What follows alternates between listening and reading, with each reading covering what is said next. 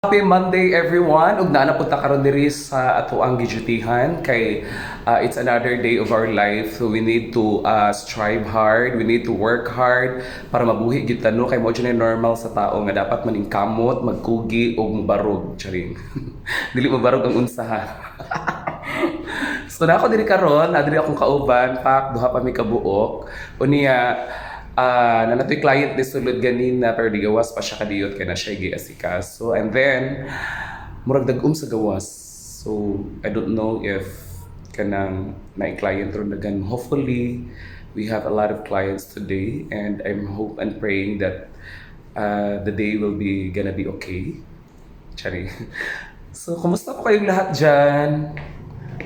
Yan mingaw pa kayo dahil. Diba? Kung gaano kaganda yung salon, ganoon din ako kaganda. So, andito yung kasama ko si ate. Hello ate, good morning sa imong hadiha. Kaway-kaway. Kasi pangalan mo te? I'm Evelyn Ganas. Siya si ate Evelyn Ganas. Naila-ila na ko siya since then sa pag-opening aning salon. She is a very good friend of mine. Nakagabi super love you kog hatod sa iya ha. Abi na kog 30 ra imong gihatag. Siginti pag abot sa balay ko si ate jud no. Morning, ma. Siginti imong gihatag no. Yes. Good morning sir. Anak ni ma'am no.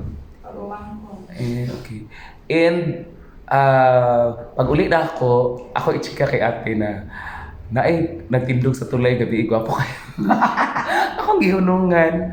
And then pag hunong kay habi niya mamasayro kog motor, itsa dili ko masakay.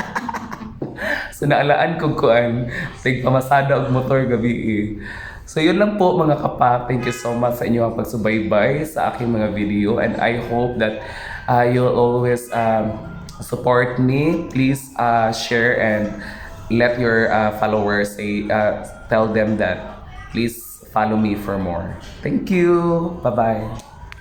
Ano